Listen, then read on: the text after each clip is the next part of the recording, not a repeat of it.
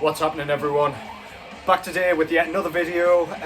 Just had a half day at work today, so I thought I would jump in and give you guys some more content to sink your fangs into.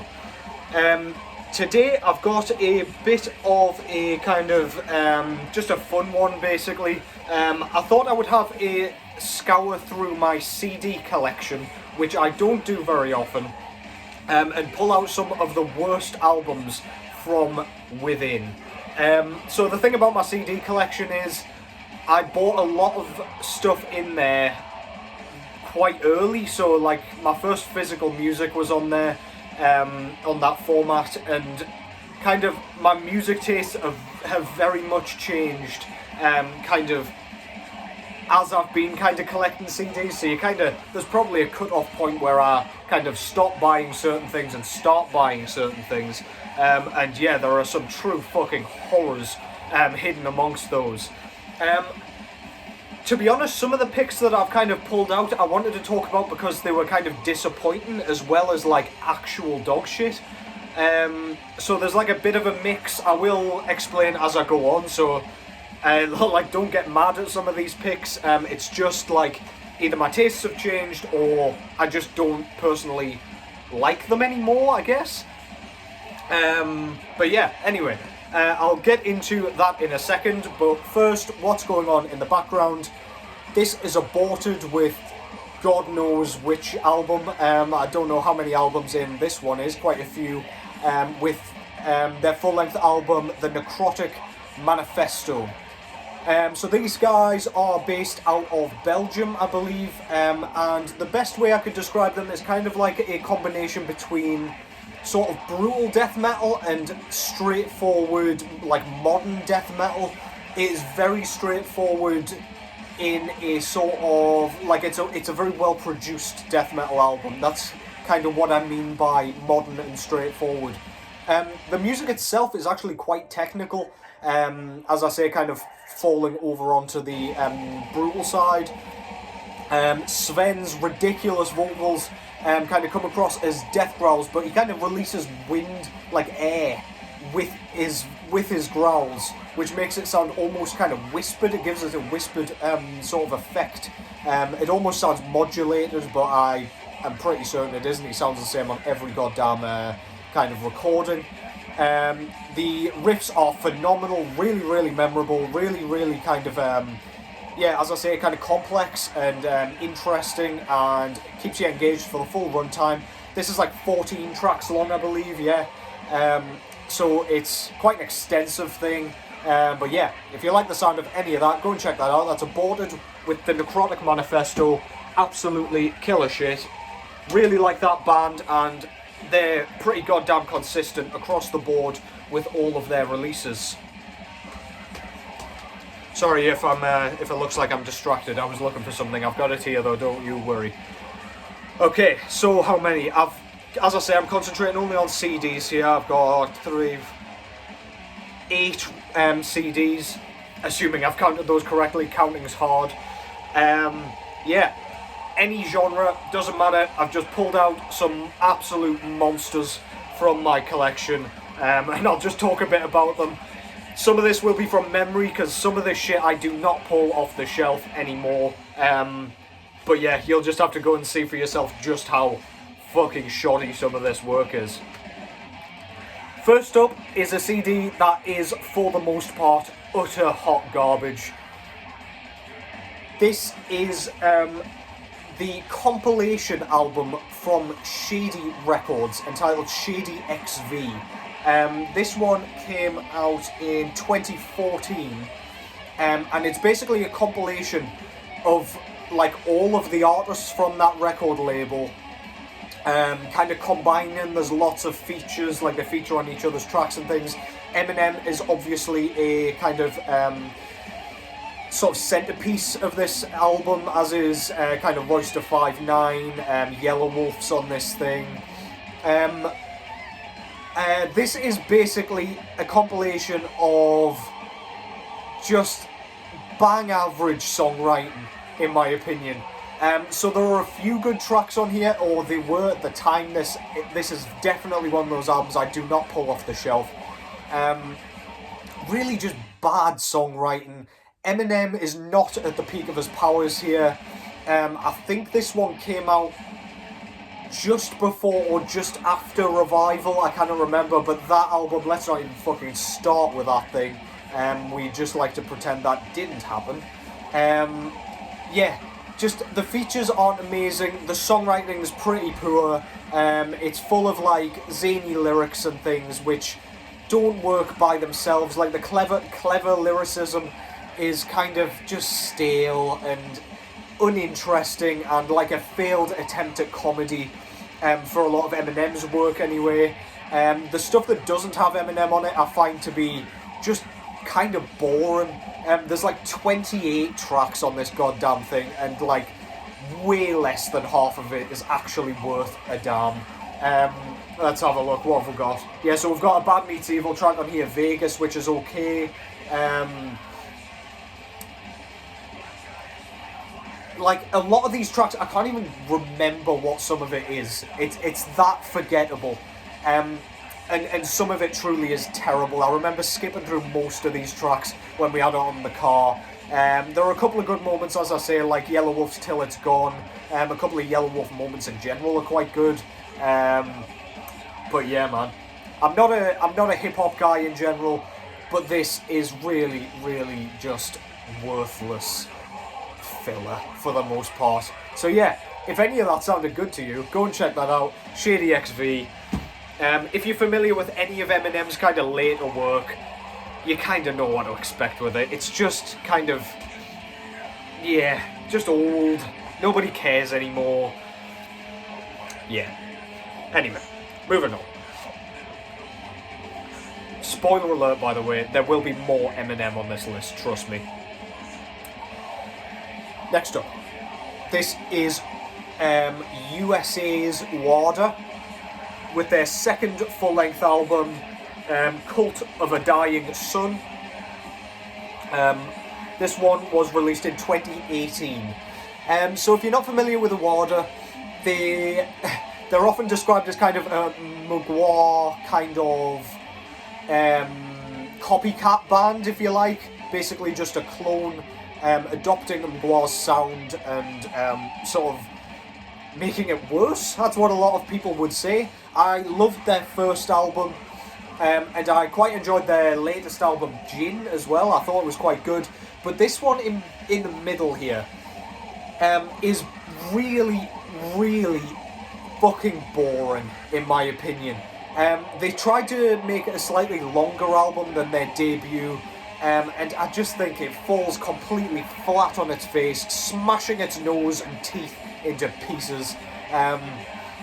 There's just nothing inspired about this. It feels like an album that they've just kind of cranked out just to say they've made another album, and just kind of run with it and released it anyway.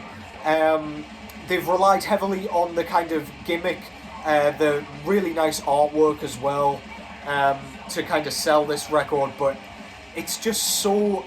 It's like all filler. I can't even remember if there was anything at all worth listening to on this.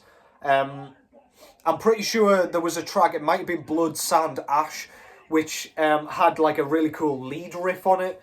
But aside from that, I seem to recall this just having nothing else for me. The songwriting is just lackluster. It feels like there's like a ton of writer's block going on this thing. It does sound kind of like Mgwa, but I guess you could say that about any kind of melodic black metal band in this vein. But yeah, this album just doesn't do US black metal any favours. It's a scene that kind of was at one point renowned for its mediocrity. And yeah, this falls right into that fucking category. That's WADA with Cult of a Dying Sun. Check their first album out, skip that shit, and move on to their album afterwards, which again was quite long but just really well written. They cranked up the lead work on that one and just kind of, I don't know, just has a bit of a more kind of enjoyable edge in my opinion. This next one, I pre-ordered and bought the CD, so I've got the record in there somewhere. I've just got the CD here for kind of convenience. This is Birmingham's Moriam with their debut full-length album, For the Fallen. Now, if you're not familiar with Memoriam, I believe they were formed before the cessation of Bolt Thrower. However, they never really got started because Bolt Thrower was obviously the predominant force. And once Bolt Thrower unfortunately kind of packed in, once their drummer died, they kind of picked this one up and released this one. So I thought, this is going to be awesome. There's no chance it's not going to be awesome. Just because Bolt Thrower did absolutely zero wrong throughout their entire career, and I thought this was just going to pretty much continue that, and wow. This is the most kind of generic death metal they could have come out with. It's in the same vein as Bolt Thrower, so it's like predominantly mid-paced, very much Bolt Thrower-esque kind of work, like relying heavily on kind of simplicity, simple riffs, kind of sort of quite complex drumming, I would say. Bolt Thrower's drumming often came across to me as sort of, this is going to sound ridiculous, but it kind of had a b-boy edge, like breakdancing kind of edge, just with all the kind of interesting snare additions, so the 16th note snares that kind of snuck in with a lot of their kind of drum work, just reminded me of that kind of stuff. I'm not saying that there's any b-boy in Bolt Thrower, but that's what the drumming reminded me of, if I was to like analyse it, I guess. I do not know what Carl Willits was doing on this thing. His voice sounds nothing like it did in Bolt Thrower. It sounds wheezy and flat, and like there's zero technique to it. It's barely a growl. He's kind of just talking with a bit of a gruff edge, and it just sounds like he's tired and like he's just had enough. Excuse me. It's just so difficult to listen to, especially after the abrupt and sad end of Bolt Thrower. Thankfully, they picked things up after this album, but this one just, honestly, just died a death for me. That's Memoriam with For the Fallen. I don't like to slate that too much, because the musicians are incredibly talented. But yeah, man, give it a skip. Just go for their later work, it's way better. I told you there'd be more Eminem. This is Kamikaze. I don't actually own Revival, so this one was the next one I was going to pull out. This was his, not his most recent album, but is the one before. This came out during the kind of height of his beef with Machine Gun Kelly, if you've followed that at all. I believe that was a product of one of the tracks on this. A few good moments on here, but this is like stereotypical kind of late era Eminem, basically, relying again heavily on like speed, like clever lyricism, but again, like on Shady XV, a lot of the kind of puns and punchlines just fall a bit flat for me. It sounds a bit immature, and just like he hasn't grown up. In fact, it's gotten worse. He just, lots of like toilet humor and like just shit I don't care about. There's no like character, or there's nothing interesting going on. There's no like content that I'm like really invested in, if you will. Couple of decent tracks, so like Lucky You, The Ringer, Not Alike, they were okay. And by okay I mean like good compared to the rest. But then you've got tracks like Nice Guy and Good Guy, featuring Jesse Reyes, which are honestly they're dirges to get through. And then the final track, Venom, which was written for that god-awful Venom film, has one of the most obnoxious fucking hooks ever written by Eminem. It's like, Eminem's never been good at kind of chorus writing. His hooks are always pretty poor, especially when he tries to sing or use any sort of melody with his vocals. And this one is one of the worst I've ever heard. It's absolutely atrocious. It is difficult to listen to. It makes you want to fucking tear your ears off and stick fucking pencils in your eardrums. It is absolute dog shit. Eminem is kind of on a downward trajectory for me. Music to Be Murdered By was pretty lackluster as well. I don't want any more Eminem tunes. I will stick to his early work, and even Relapse, which I really loved as well. Kamikaze is mediocre at the very best, and just completely and utterly unnecessary at its very worst. Check it out if any of that sounds good. Excuse me, I'm ranting so hard my goddamn throat's hurting. Next up, this is the worst album that I've got by this band, kind of physically, but you better believe they have a much worse album in their discography. I still have to talk about this one though. This is Metallica with Reload. Now, the album that I really fucking despise by this band is not Saint Anger, as you might expect, but it is in fact Lulu. I don't think I've heard a worse album ever than Lulu, which was Lou Reed. It might even have counted as a Lou Reed album, not a Metallica album. However, that is so far beyond the realm of bad that it enters some sort of like distant category. If there's kind of a line, they can't even see the line with that fucking thing. It is absolutely awful. Like, painfully bad. Reload, on the other hand, is slightly more tolerable. This is kind of basically dad rock. This one came after Load, chronologically at least. And whilst I think this is slightly better than Load, I still think this is really fucking generic. It's way too long.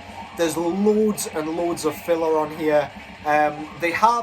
There's a couple of good moments, don't get me wrong. So like, all of the Unforgiven tracks are quite good.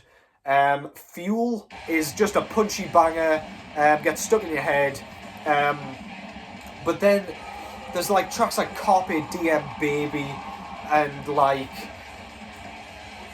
Better Than You. There are just some really long, really kind of like arena rockish sort of. It's just a miserable listen to me as a full album. If they'd kind of just stuck with them like moments on here that were quite good and were quite good like hard rock, like they've ditched the thrash metal sound long ago before this. If they just stuck with the catchy stuff and the good stuff and just trimmed all of the fat, this could be tolerable. But alas, they did not. So we ended up with a really overblown, overproduced, just pile of mediocrity, basically. Metallica, I have a bit of a funny relationship with them. I'm not looking forward to their new album, but similarly, I'm looking forward to tearing it apart. I hope they kind of throw that back in my face and actually release a good album. But yeah, ever since like the Black Album and even the Black Album for me, Metallica have just gone downhill. Not interested, boring as shit, and yeah, just not worth a damn. Metallica, Reload. I can see why some people might quite enjoy it, but for me, it's challenging and like not in a good way, not in like a technical way or a clever way. It's just like a chore to get through. Metallica with Reload. Okay, this next one is from a band that I absolutely love at their best and find completely just miserable to listen to at their worst. This is Florida's Obituary with their 10, 11, I think this is their 9th full-length album entitled Inked in Blood. I bought this when it came out just because it was a new Obituary album, and I didn't realise how much of a kind of boring ride I was going to be in for. This is really, really just uninspired, uninteresting, generic Obituary music. Obituary, if you're not familiar with them, they've always walked the line of like simplicity, so there was always a real risk at some point that they would kind of run out of ideas slightly, and that would just kind of capsize the boat, if you will. Because it's simple, if it's boring and simple, it's just like a horrible combination, and that's exactly what this is. I find the production way too kind of crisp. The kind of like chugging riffs just sound obnoxious because of that. The songwriting's uninspired, as I say. Really not a great moment on this thing. Visions in My Head was easily the best track on this, and even that, like, the production makes it a bit of an obnoxious time. I think this is a band that is running out of ideas, especially based on their latest album, which I did not enjoy at all. The album's title alone, Dying of Everything, just made me think, fuck me, these have run out of ideas.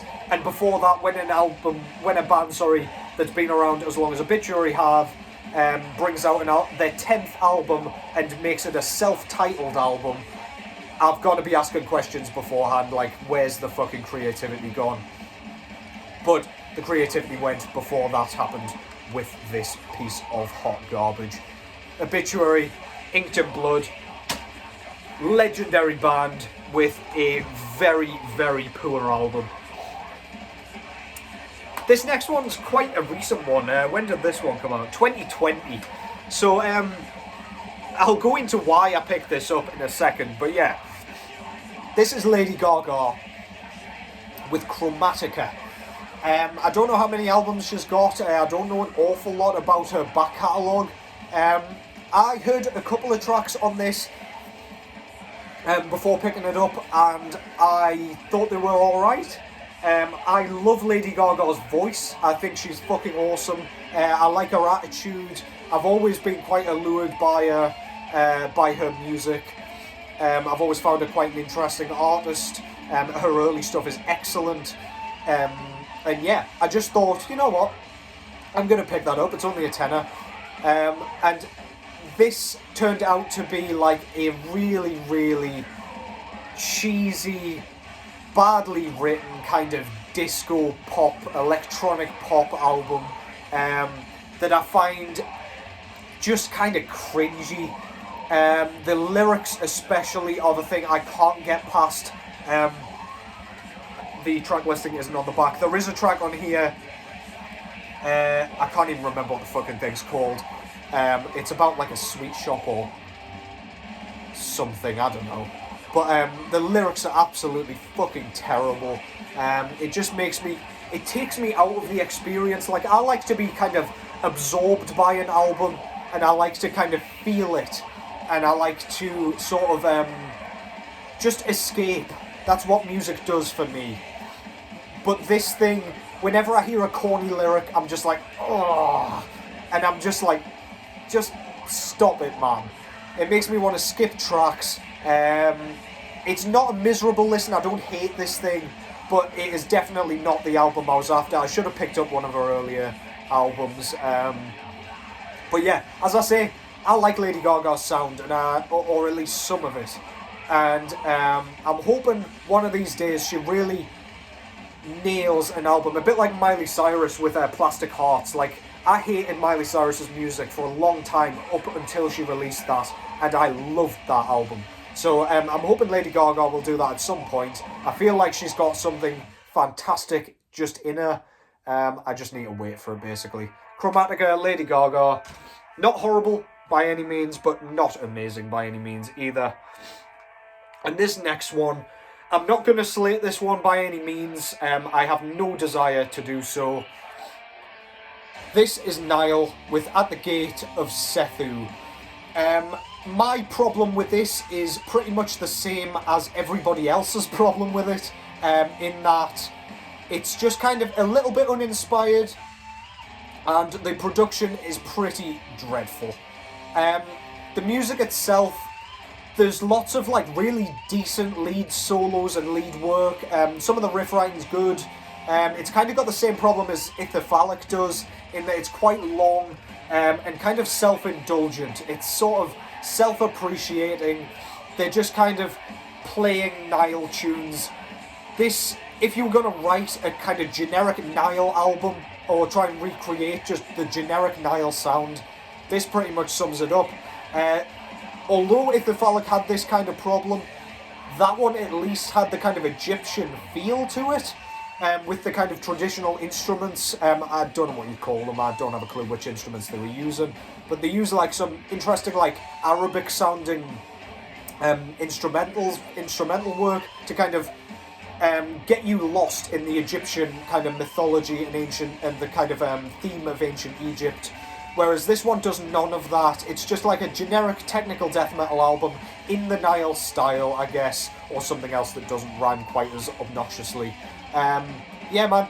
Production, messy, makes everything sound kind of tinny. It sounds a bit flat and thin. I don't know what happened to the bass on this, but it's just kind of, yeah, just kind of toothless, if you ask me. Nile, At the Gate of Sethu. Don't want to slate it too much because it's quite an enjoyable listen from time to time, but I've got most of Nile's other work and it's so much goddamn better. It's just not worth kind of buying that one specially. It's probably not an album that will end up in my collection for anything other than completionism at this point. But yeah, worth a listen anyway, I guess. And that concludes this video. I thought I would just have a chat about some different records that I wouldn't normally pick out, or different CDs I should say. Some of those I can quite happily throw on if like I've like had my fill of listening to music and I just want to chuck something different on just for a different experience. But a lot of that I have serious gripes with and just kind of get annoyed by. But thank God I don't have Revival by Eminem, and thank God I don't have Lulu, which is the worst album ever written in my opinion. Absolute garbage. Yeah, by all means, go and check those out. I don't own Morbid Angels, Illud Divinum Satanas, or whatever the fuck that horrible thing was called either, which would absolutely have ended up in here if I had bothered to buy it. However, thankfully, I skipped over that one as soon as I heard just how atrocious it was. Yeah, so what do you think? Any sort of controversial picks in there? I don't really think there will have been. Anything that you would add to this list, please chuck them below. But otherwise, I hope you enjoyed that. It's just a bit of fun. Again, I don't like to slay artists very often because Lord knows I can't play instruments nearly as well as a lot of those guys, and I certainly can't rap. But yeah, anyway, let me know. By all means, start some discussion in the comments because I'm all about that. I love a bit of a chat about nerdy shit that I love or hate. So yeah, take care as always. Thank you again for watching, and I'll catch you in the next one.